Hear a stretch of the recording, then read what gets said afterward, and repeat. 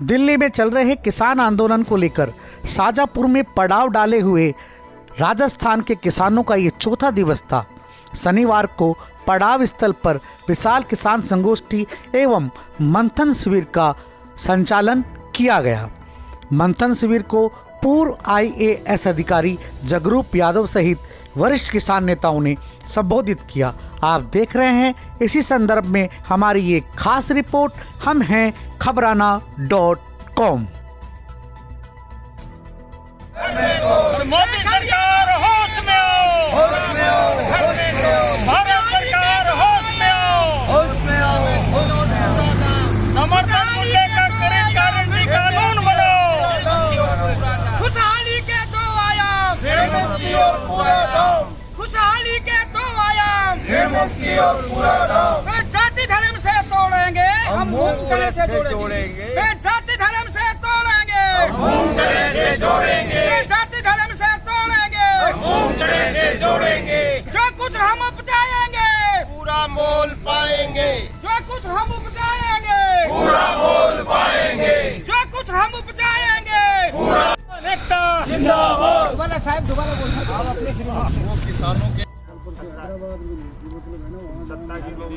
कैसे आज आप यहाँ पे कैसे आना हुआ साहब? आपका परिचय साहब? मैं प्रदेश संयोजक किसान महापंचायत सत्यनारायण सिंह। आज हम यहाँ पर राष्ट्रीय अध्यक्ष किसान महापंचायत रामपाल जी के आह्वान पर शाजापुर बॉर्डर पर हमें दिल्ली घेराव के लिए बुलाया गया था और हमारे जो मूल मांग है किसानों की कि उनकी उपजों का न्यूनतम समर्थन मूल्य जो भारत सरकार द्वारा तय किया गया है उस पर उनकी उपज बनने का एक खरीद गारंटी का कानून बनाया जाए। अब तक भारत सरकार ने उसमें कटौती करके 2018 में केवल 25% खरीद की घोषणा संशोधन किया है। ये किसानों के साथ विश्वासघात है और उसमें भी ये किसान से केवल 25 क्विंटल यानी MSP एक नाम है और 80% माल हमारा बाज़ार में MSP से 1000 रुपये कम भाव बिकता है।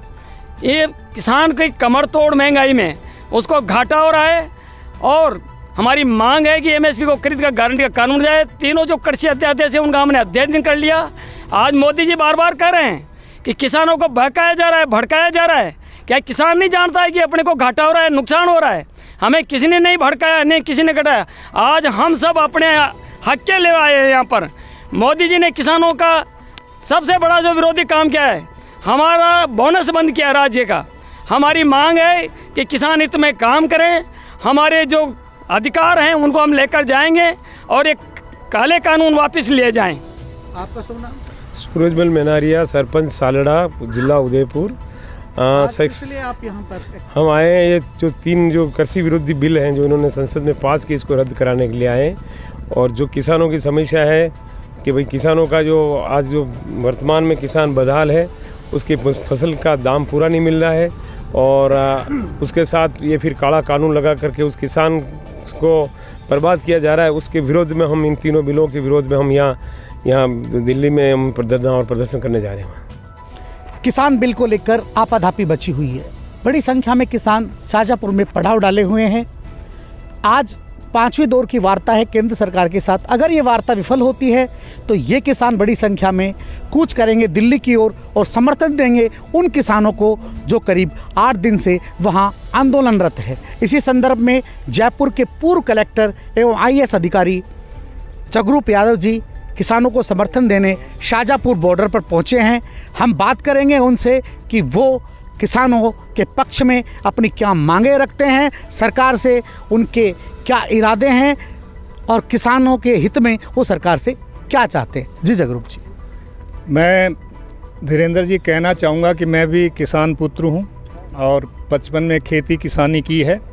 आज देख सकते हो आपके किसानों पर और कृषि पर दोनों पर ये भीषण संकट है। ये तीनों जो बिल पास हुए हैं उसमें किसानों के जो जायज़ कंसर्न है उनको सरकारों को एड्रेस करना चाहिए।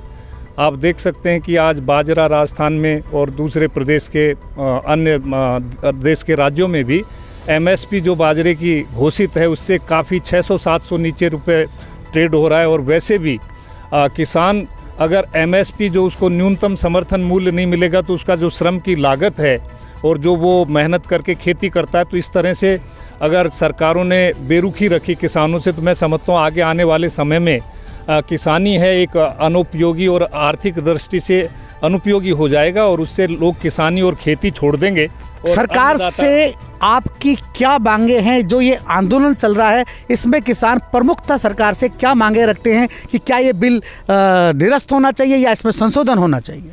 किसानों की जो वैध आशंकाएं हैं उनका निराकरण सरकार को करना चाहिए और यथेष्ट रूप से किसान जिससे संतुष्ट हों वैसे संशोधन या इनका निरस्तीकरण सरकार को करना चाहिए। 2-3 बातें इसमें सुनिश्चित किया जाना बहुत आवश्यक है कि एक तो एमएसपी की पूरी तरह से पूर्ण व्यवस्था हो, दूसरा जो कॉन्ट्रैक्ट फार्मिंग में भी जो किसानों को दायित्व दिया कि फसल की गुणवत्ता किसान का दायित्व होगा, फसल चक्रीय, मौसम चक्रीय और पूंजी और बहुत सारे घटकों पे निर्भर करती है, तो किसान को ये दायित्व नहीं दिया जा सकता कि वो फसल की गुणवत्ता वो सुनिश्चित करेगा। और तीसरा, जो आवश्यक वस्तु अधिनियम में जो संग्रहण भंडारण इन पे जो लिमिट ख़त्म की गई है, तो ऐसा होगा कि किसान की मोल भाव करने की क्षमता सीमित होती है। किसान अपनी किसानी करके फसल उगाता है, उसको तत्काल रुपयों की ब्याज आदि के लिए और दैनंदिन ऋण चुकाने के लिए उसके लिए आवश्यकता होती है। कॉन्ट्रैक्ट खेती एक ये नया कॉन्सेप्ट जो हमारे भारतीय किसान पद्धति में देखा गया है कि कॉन्ट्रैक्ट खेती, इसे लेकर किसान बड़े आक्रोशित हैं। पंजाब में भी देखा गया है कि कॉन्ट्रैक्ट खेती के कुछ किसान उसमें वो पाबंद भी हैं। आप इसकी कितनी खिलाफत करते हैं? मैं इसका पुरजोर शब्दों में ये कहना चाहता हूँ कि होना तो ये चाहिए कि कृषि का उद्योगीकरण होना चाहिए, लेकिन ये कौन करे? औद्योगिक घराने किसानों को उद्योगपति बनाइए, प्रसंस्करण यूनिट आप खेतों में लगाइए, वैल्यू एडिशन चेन है वो सारे किसानों को दीजिए, इनको आसान किस्तों पे या अनुदान के रूप में ऋण मुहैया कराइए, ताकि सरसों जैसे यहाँ अलवर के अंचल में इस क्षेत्र में बहुत सरसों होती है, जहाँ आलू होता है, तो उनकी प्रसंस्करण या उनको मूल्य संवर्धन की इकाइयाँ किसान स्वयं लगाए छोटी छोटी इकाइयों पे। इस बात की चेष्टा होनी चाहिए। आप इसके बजाय जो औद्योगिक घरानों को लाना चाहते, क्योंकि किसान के पास पूंजी है नहीं, कृषि का उद्योगीकरण करना श्रेयस्कर है, लेकिन कौन करे ये इम्पोर्टेंट है। उसका लाभ और उनका श्रम का मूल्य किसानों की जेब में जाना चाहिए, उद्योगपतियों और कॉरपोरेट घरानों की जेब में नहीं जाना चाहिए। किसान बहुत कम है जो राजनीति में है, सत्ता में जो लोग बैठे हैं वो परंपरागत राजनीतिक हैं। बड़ी संख्या में अगर किसान संसद या विधानसभा में पहुंचता है तो कानून भी किसानों की मर्जी के बनेंगे। इसी संदर्भ में जानते हैं कि जगरूप यादव जी क्या जानते हैं और स्वयं के राजनीति में आने को लेकर क्या कहते हैं। देखिए, राजनीतिज्ञों को किसान बनाता है, किसानों को राजनीतिज्ञ नहीं बनाता है।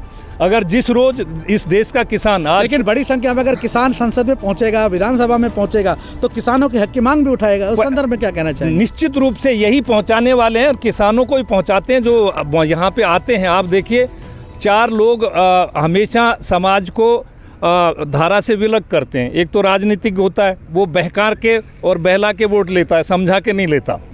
और दूसरा बाजार की ताकतें हैं, वो हमेशा कमज़ोर को और जो बिल्कुल अपने मेहनत मशक्क़त करता है उसको रीप करना चाहती है। एक अंतिम प्रश्न बिना किसी लाग लपेट के कि अगर पब्लिक आपको विधानसभा या सांसद में आपको संसद में पहुंचाती है तो क्या आप इनकी मांगों को, क्योंकि आप किसान पुत्र हैं और निश्चित तौर पर कहीं ना कहीं अगर आपको राजनीति में आने के लिए प्रेरित करती है यहाँ की जनता, तो आपके क्या सुझाव रहेंगे और क्या रुझान रहेंगे आप?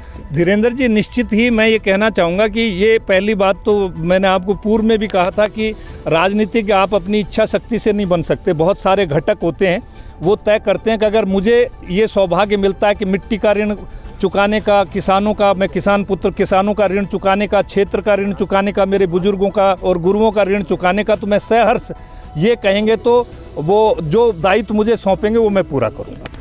दुष्यंत ने एक बात कही थी कि कैसे कैसे मंजर सामने आने लगे हैं, गाते गाते लोग चिल्लाने लगे हैं और अब तो इस तालाब का पानी बदल दो, इस तालाब के कमल मुरझाने लगे हैं। निश्चित तौर पर ये कमल जो मुरझाने लगे हैं, इस तालाब का पानी भी बदलेगा, नई क्रांति आएगी और इस आंदोलन को लेकर खबराना.com आपके साथ है। इसी आशा के साथ मैं हूं आपका होस्ट धीरेन्द्र गुप्ता। आप देख रहे हैं खबराना.com।